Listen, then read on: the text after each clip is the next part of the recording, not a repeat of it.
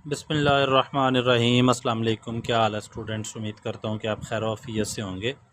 MTH 622 assignment number 2 है और लुबना मुस्तफ़ा इसकी इंचार्ज हैं। उसका सलूशन लेकर आया हूँ, उम्मीद है आपको अच्छा लगेगा। सलूशन शुरू करने से पहले आप सबसे रिक्वेस्ट है कि चैनल को सब्सक्राइब ज़रूर करें, वीडियो को लाइक भी करें और शेयर भी करें। और जिसको समझ नहीं आती वो बिल्कुल ना देखे, कोई मसला नहीं है, लेकिन जिसको समझ आती है ना वो ज़रूर लाइक किया करे, क्योंकि आपका लाइक जो है ना वो हमें बहुत ज़्यादा मोटिवेशन देता है। पता नहीं आप लाइक क्यों नहीं करते हैं, लाइक करने में कितना को टाइम लगता है, 1 सेकंड का टाइम नहीं लगता है। तो लाइक ज़रूर करें। और मेरे ख़्याल से मैं पहला बंदा हूँ जिसने अभी तक ये सोल्यूशन बनाया, किसी ने नहीं बनाया हुआ। कोई देख के बना ले या कोई कैसे कर ले तो वो मैं नहीं कह सकता।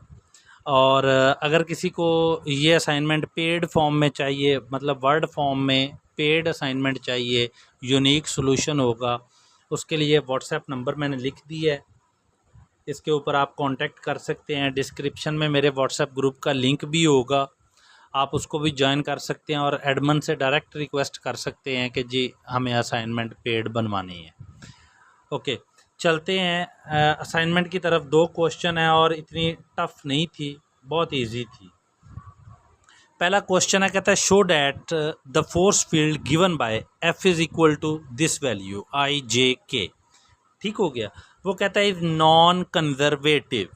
हमने इसको प्रूव करना है कि जी ये वाकई नॉन कंजर्वेटिव है। एक चीज़ उसने यहाँ पे बता दी है हमें कि ये फोर्स फील्ड जो है ये नॉन कंजर्वेटिव है, लेकिन हमने इसको साबित करना है कि जी ये जो तुम कह रहे हो ना वो ठीक कह रहे हो। ठीक हो गया। इसमें उसने हमें ये नहीं कहा कि फाइंड करें जी कंजर्वेटिव है या नहीं है, उसने हमें कहा जी ये है कंजर्वेटिव, लेकिन आप साबित कर दो कि वाकई जी मैं सही कह रहा हूँ। सोल्यूशन है, to check field is conservative और non conservative we find del cross F is equal to 0। अगर डेल क्रॉस एफ जो है वो आपके पास इक्वल टू 0 आ जाता है देन फील्ड इज कंजर्वेटिव। मतलब कि अगर आपके पास जो डेल क्रॉस एफ है वो आपके पास 0 के इक्वल आ रहा है, तो इट्स मीन कि आपके जो फील्ड, जो फोर्स फील्ड है ना वो आपके पास कंजर्वेटिव है। अगर कोई आंसर आ रहा है 0 के अलावा तो वो कंजर्वेटिव नहीं है, वो नॉन कंजर्वेटिव होगा। अब हम इसको देखते हैं करना क्या है। सबसे पहले तो हमने डेल क्रॉस एफ फाइंड करना है। हमें पता है कि कैसे फाइंड करते हैं, मेरे ख्याल से अब आपको आइडिया भी होना चाहिए। क्रॉस प्रोडक्ट हम मैट्रिक्स की फॉर्म में सॉल्व करते होते हैं। डॉट प्रोडक्ट में हम डायरेक्ट आई वालों को आई के साथ, जे वालों को जे के साथ, के वालों को के साथ मल्टीप्लाई करते होते हैं। ओके, आई जे के, नीचे आई के नीचे लिखना है partial over partial x, J के नीचे partial over partial y, Z के नीचे पार्शल ओवर पार्शल जी लिख देना है। ठीक हो गया। अब हमने आई के नीचे आई वाली वैल्यू, जे के नीचे जे वाली वैल्यू, के नीचे के वाली वैल्यू लिख देनी है। अब हमने इसका डिटर्मिनेंट लेना है। डिटर्मिनेंट लेने का तरीकाकार हमें आइडिया है, मैं यहाँ से बता देता हूँ। ये देखें, आपने आई के लिहाज से लेना है तो ये और ये टर्म ख़त्म हो जाएंगी, ये वाली टर्म ख़त्म हो जाएंगी, इसको मल्टीप्लाई माइनस दिस मल्टीप्लिकेशन, मतलब partial over partial y multiply इसके साथ करना है 2xz माइनस वाई स्क्वायर के साथ, minus partial over partial z X square minus Y Z इसके साथ मल्टीप्लाई करना है।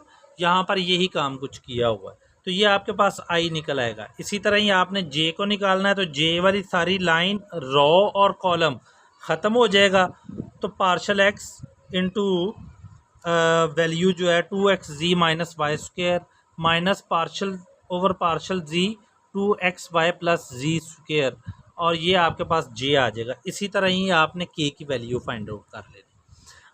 अब हमने करना क्या है, यहाँ पे ठीक है, ये देखें यहाँ पर 2y plus minus 2y plus Y आ रहा है।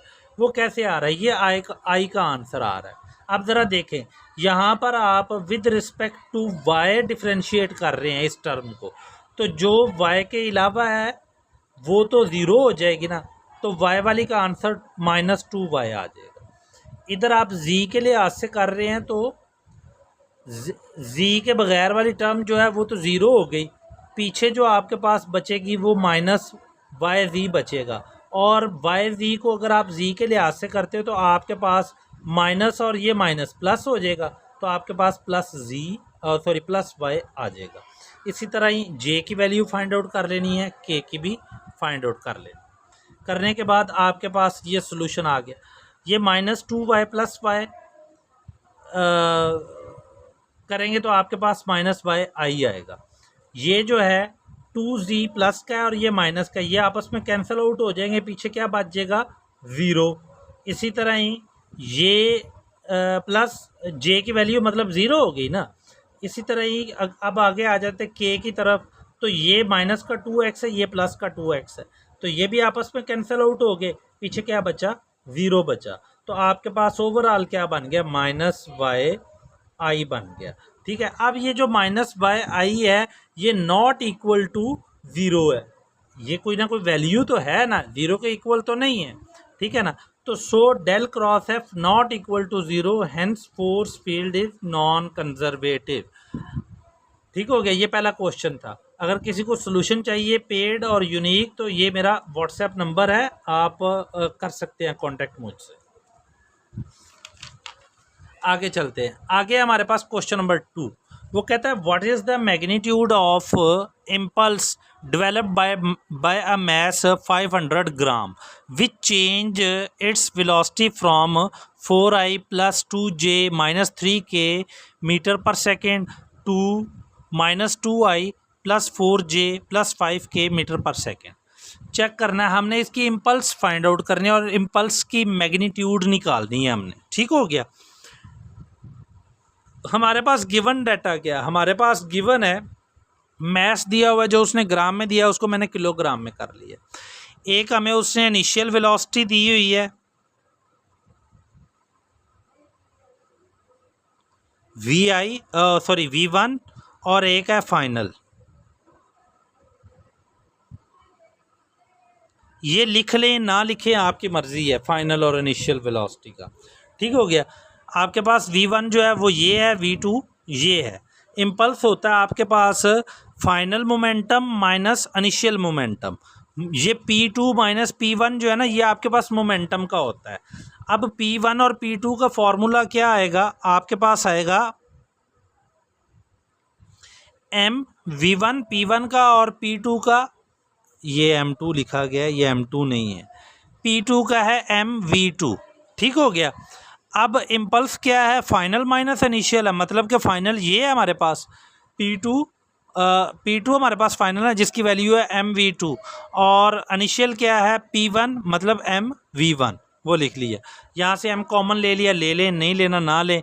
यहाँ पे भी आप ये कर सकते हैं कि v1 की वैल्यू रखें और m के साथ मल्टीप्लाई कर दें, यहाँ पे v2 की वैल्यू रखें, m के साथ मल्टीप्लाई कर दें और उसको सिंपलीफाई कर लें, माइनस कर लें, तो आपके पास फिर भी यही आंसर आना चाहिए। ठीक हो गया, ओके। यहाँ पे मैंने m कॉमन ले लिया, बाकी v1 और v2 कर दिया। ये v2 की वैल्यू है माइनस v1 की वैल्यू लिख दी, ये वाली v1 की वैल्यू है जो ब्रैकेट के अंदर लिखी है, क्योंकि ये माइनस है, माइनस ने साइन चेंज करने।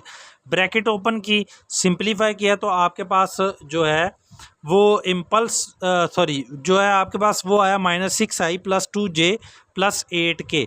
इसको हमने 0.5 के साथ मल्टीप्लाई कर दिया तो आपके पास इम्पल्स निकला है। इम्पल्स क्या निकली आपके पास, -3i प्लस 1j, 1 लिखें या ना लिखें, j लिख दे, प्लस 4k। मैंने 1j थोड़ा सा समझने के लिए, कुछ ऐसे स्टूडेंट होते हैं जो बहुत ही नालायक होते हैं और वो जाते हुए कहते हैं हमें तो समझ नहीं आई, ये उनके लिए 1j। ओके, अब हमने इम्पल्स की मैग्नीट्यूड निकालनी है। हमारे पास वैल्यू क्या निकली थी, ज़रा वो मैं यहाँ पे लिख देता हूँ।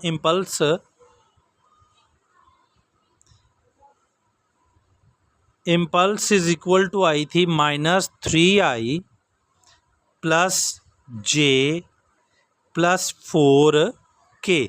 हमने इसकी मैग्नीट्यूड निकालनी है। मैग्नीट्यूड निकालने के लिए हम क्या करते हैं, स्क्वायर लेते हैं और फिर साथ में स्क्वायर रूट ले लेते हैं। हर टर्म का स्क्वायर लिया है, 3 का स्क्वायर -3 का स्क्वायर, 1 का स्क्वायर और ये 4 का स्क्वायर। तो उसके साथ ही हमने इसका स्क्वायर रूट भी ले लिया। स्क्वायर ओपन किए तो आपके पास 9 1 16 आया, जो कि आपके पास 26 आता है। तो इम्पल्स मैग्नीट्यूड जो है वो आपके पास आ जाएगी 5.1 न्यूटन सेकंड आ जाएगी। ये अप्रोक्सीमेट होगी, अप्रोक्सीमेट, ठीक है। इक्वल भी कर सकते हैं, कोई मसला नहीं। और जाते हुए फिर अगर किसी को पेड सोल्यूशन चाहिए तो वो डिस्क्रिप्शन में व्हाट्सएप ग्रुप का लिंक भी होगा और ये मेरा नंबर भी है, आप डायरेक्ट कांटेक्ट कर सकते हैं। मिलते हैं बहुत जल्द नेक्स्ट वीडियो के साथ, तब तक के लिए दुआओं में याद रखें। अल्लाह हाफ़िज़।